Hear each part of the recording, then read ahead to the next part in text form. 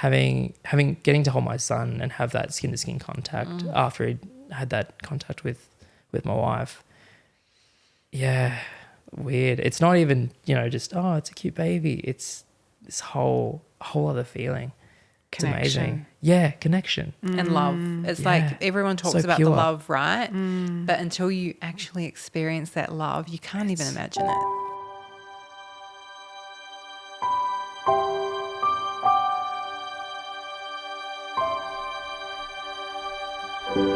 Hello and welcome back to No Place Like Home. I am Larissa and I'm here with my co-host Jessica. Hello.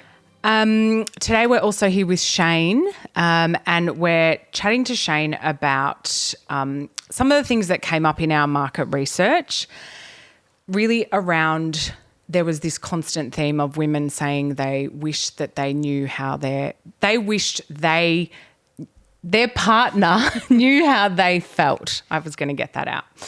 And we really want there to be an equal voice on this podcast because, yes, postpartum is very much about the woman and her experience and that transition from maiden to mother. But there's also a really huge part of this that is also the partner that is involved, and we really want that equal voice to come through and be heard. So we're really excited to have you here with us, Shane. Thank you for joining us. Thanks for having me. Appreciate it. Do you want to just give us a little background about yourself and then maybe just a bit of context around your and your partner's postpartum experience and birth? Because I know that there's a bit of a story around that. Yes. So my name's Shane. I'm in my mid-30s. I'm a paramedic. I've been a paramedic for about 6 years with a bit of training for about 4 years prior to that into this role. I'm a father of two. My oldest son's 4 and my youngest is 1. Very new. It's very fresh. Yeah. Very fresh. Such a journey going from not having kids, planning, going into it a bit blind, and then your plan kind of goes out the window as soon as something pops up. You go, wow, okay, I was not expecting this. I was not expecting where this was going to go. Would you like me to just...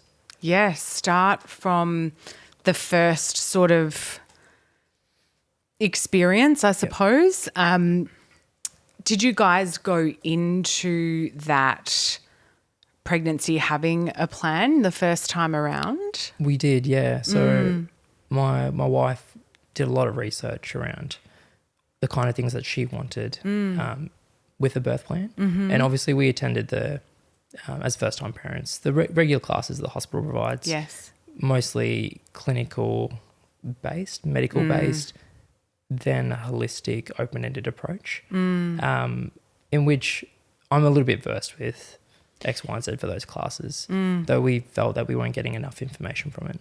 So my wife did some more research, found a group in Melbourne that we're doing like a calm birthing class. Oh, yes. They gave us some really great stuff about stretching, some affirmation kind of things and calm breathing techniques to kind of help out with those things. I think personally for myself, with this experience and going through the pregnancy, I realised I had a bit of anxiety with my wife going into labour and having her birth. And she originally wanted to not have a hospital birth. She wanted to have it at home birth. Right. I was very on the fence, if not against it. Okay. Only from all the horror stories I'd heard from work. Of course. Had you attended any births prior? Yeah, I actually had. Sorry, I forgot to mention that. So I'd already done 2 prior to that. Were they sort of emergency babies coming, not going to make it to the hospital in time, paramedic comes to help? Correct, yeah. So I've delivered 2. Wow. In a living room. Wow. Yeah. Pretty amazing special moments. Very eye-opening moments for myself when I was quite young and new to the job. And with those, no complications. Bubs were very healthy. Mums were very healthy. Everything is the perfect thing. And from my perspective as a paramedic, for a birth that's got no complications or mum has no issues through pregnancy, I'm not doing anything. Mum's bodies are made to deliver babies naturally. We've been doing it before medicine was invented, before science, before technology. You know, we're doing it in caves with low lighting. Yep. Yeah. Do you know what I mean? Just your body's going to do it. When it's ready, it's going to happen. So for a normal pregnancy, if I'm attending that as a job, all I'm doing is supporting mum, supporting dad, whoever else the family is, letting mum do everything. You tell me when you have the urge to push. You tell me when you're feeling your contractions. Wow. Did you get training for this, or No. so it's kind of like on the job? This is like there's the theory side, the practical side, and the experience side on road. Yeah. I think the experience side is the most valuable because you can put the practical and the theory together and just learn from your experiences and keep growing from that. Yeah. Wow. So then where do you think that anxiety that you had, where do I you went think from a that tangent, sorry. came Yeah. from? No, you did mention that We you'd love heard horror tangents. stories. So so again, back to work. My training for assisting people in emergencies is the worst of the worst, especially Yeah. for pregnancy, which we don't see a lot of. We don't get a lot of hands-on experience with those kind of complications, and they turn south really quickly with pregnancy, unfortunately. Yeah. I need to be at a specialist hospital intervention on a theatre table in 30 minutes. And I work regionally, so to get someone regionally having those complications to It's very the different, city someone in the is, city. yeah, it's very hard. Yeah. In which case, that was kind of our issue is we lived regionally. So to get my wife Yeah. there very quick if something was to happen, I just You didn't want that. No, I didn't want to go through that stress. Yeah. So I didn't realize this until having a bit of an open dialogue communication with my wife. This is where all this is coming from. I think I've got a little bit of a anxiety because of work and knowing what could happen and seeing these signs and going, she needs this. What am I going to do? I don't want to lose my best friend. I don't want to lose my first child. So Oh my God, I'm going to cry. You said I don't want to lose my best friend. Shit. it was a lot. Yeah. Yeah. So it's once the class was finished, my wife said, "Hey, did you want to talk to this lady taking the class about your anxiety because of work and everything, and just see if she's got any information for you?" She sat down and had a chat to me one-on-one for a while after class, like a good hour about it. Wow. And I told her that I'm a paramedic for work. She's a midwife as well as a few other things. So she completely understood where I was coming from and said, "You'll be surprised. In the heat of the moment, you're not going to have your work hat on. You're going to switch to, best friend, dad hat. This is your life partner. You're going to be in that moment. It's not going to happen. But if it does, all the techniques I provide you for calm breathing, the affirmations, as much as you give this to her, as soon as you see her taking it on board and having relief, it'll hit you as well." It's like, oh, okay, cool. Give it a go. Yeah. See what happens. Yeah. So she ended up, your wife birthed in a hospital first time around, First time around was in a hospital. Yep. Yeah. So we were planned and booked at a hospital. Did all the It was calm long. birth stuff. It was really long. Yeah. It was 52 hours Oh, wow. in total. Oh, Lord. Yeah, really long. I've never seen my wife battle through something so intense and keep pushing through, not get as sleep deprived as I was. It's just amazing to see her struggle and just continually push through. And I don't want to say the word fighting because it's not like she's fighting, but she's, it's a It's a bit of a physical. it's a physical endurance. battle. It's an absolute marathon. You Bit of a really cliche to see say the for power in women Yeah. when you watch them give birth, don't Exactly. you? It's just so powerful. And to do it for that long, Yeah. wow. And it was weird because, like, obviously I've seen it at work, like I mentioned, but to see it Well, you saw it from the start. from the start to Yeah. here, and I'm like, wow, this is amazing. Yeah. Yeah. And it takes on a different form when it's the person that you love and Exactly. there's a relationship there. yeah. Yeah. Definitely. Yeah. Okay. So birth plan was meant to be very calm, using those techniques, which we got to use quite a fair few of those techniques actually at work to treat. until they just didn't because the labour wasn't progressing. So the reason her labour ended up being so long, her contractions, instead of, I won't go too medical, instead of them being quite regular and progressing, they were becoming irregular, intermittent on and off, and it just wasn't progressing. I think we went through 3 shift changes through staff. Wow. And it was the second shift change the midwife had noticed, something's not quite right here. Let me do some assessments if that's okay. I was like, yep, that'd be great. So she did her assessments and realised, no, I think baby's position's not right compared to when they were scanned a couple of days ago. Something's changed. And that's when they found out the baby's position had become posterior. And instead of the head being tucked into the body and engaged, it was kind of extended out. So not tucked in, but stretched right out, which made it very hard for our first child to actually come through the cervix, needing a little bit of medical intervention. So our original birth plan was basically no drugs, just nice and calm, and we ended up having to throw it out the window and go down. We still went with the lighter stuff, but it is what it is, yeah. And then as it progressed on, because of the duration, there's obviously timeframes for which certain risk factors get quite greater and get increased in terms of, antepartum or postpartum hemorrhage, resorting to potentially my wife or the baby being put in harm's way. Yeah, correct, yeah. Sorry. It's You're still a right. bit triggering. Yeah, absolutely. And when one of the midwives had brought in a specific crib that's for resuscitation of a neonate. So they brought that in before? They had brought that in a little bit later, but before we had birthed. And when I saw it, because of work, I turned around and I said, sorry, can someone talk to me about what's going on? Have I missed something? Because at this stage, we've got 2 midwives. I think there was a student there in placement, obstetrician and a pediatrician have been back and forth coming in and out. The midwives had stayed with us the whole time. And so I just said to one of the midwives, I said, can you please explain why is this here? No one's really said anything. She's like, I'm so sorry. This is just in preparation, because she explained to me the risks, the time frame, how long it's been progressing for. We're potentially heading towards worst case scenario, and we need to prep for that. I said, okay, can I have an idea of the time frame and exactly what are the numbers and what are we looking at?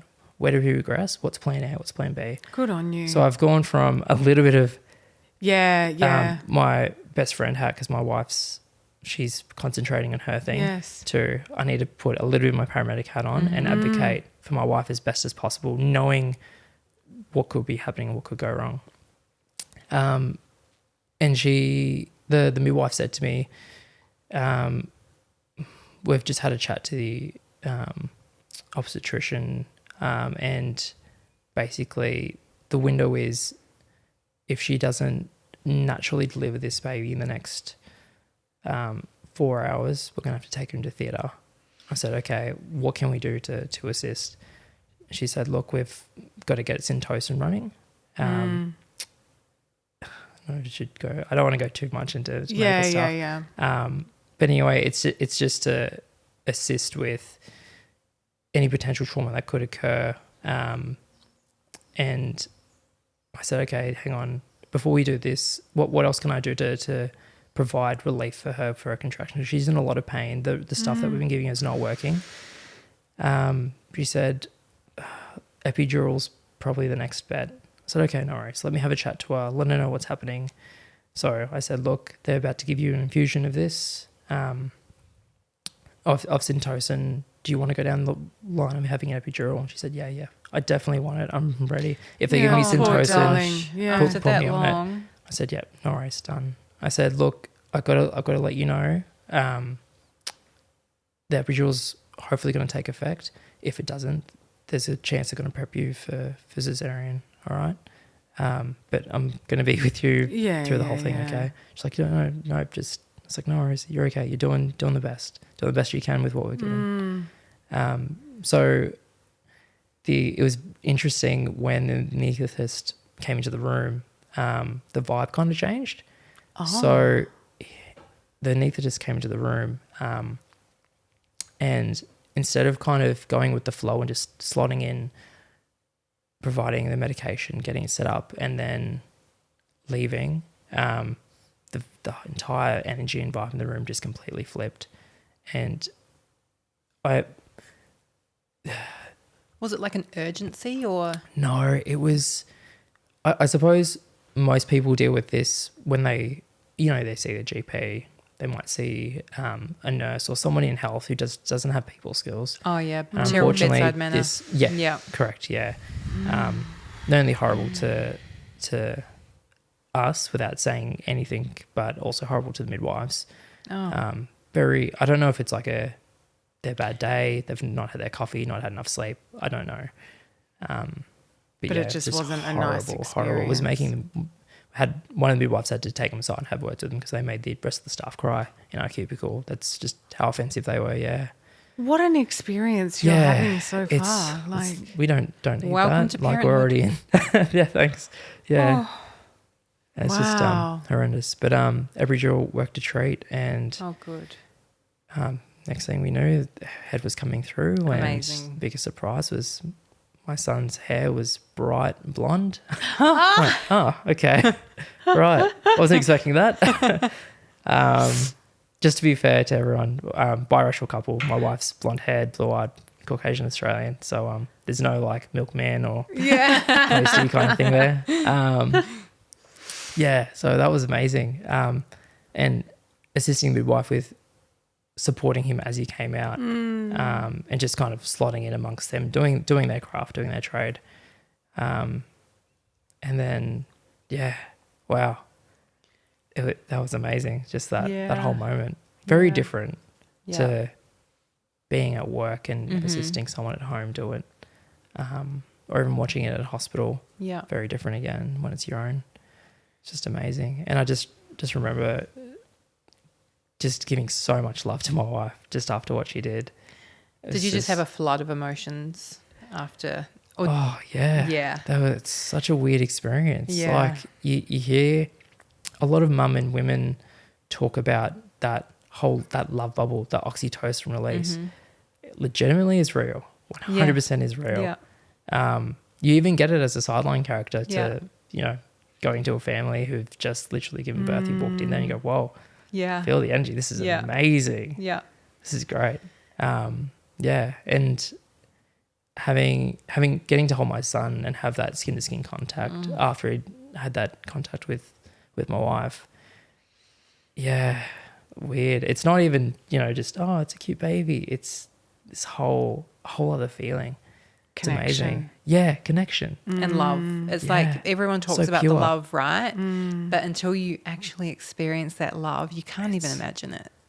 And a lot of friends were asking me, what does the love feel like? And I said, the love you have for your pets, because most people are dog lovers and they love their dogs.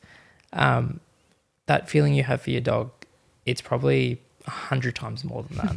I'm sorry. Dog owners are going to be like, my dog is my baby. I have a dog. I still love him. He's my first child. Yeah. So that was your very big experience. Then how did you move through into the postpartum? So and actually, as well as that, did any of the education you did while she was pregnant, was there any talk of the postpartum in that you can remember? Did you plan for your postpartum? So did you have a postpartum plan? The postpartum phase there was really no plan. Yeah. Just completely blind, and no one.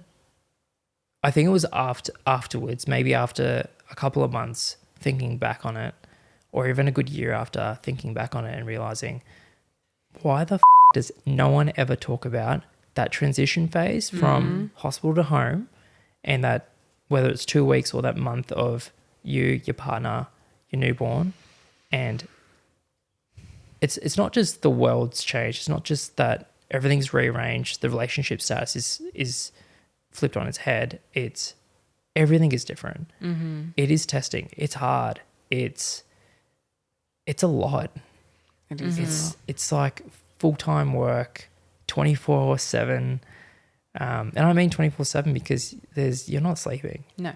Your sleep's light. I don't remember last time I had a deep sleep. Yeah. And I work night shift. I've worked rotational shift as a paramedic, and people go, "Wow, You'd your be sleep must used to it." Yeah, no, it's different. No. Yeah. It's different. Yeah. Wow. So it's horrendous. So yeah, my postpartum, we didn't have a plan. There was no education. No one really spoke to us about things that we could do afterwards to recover or to rest properly.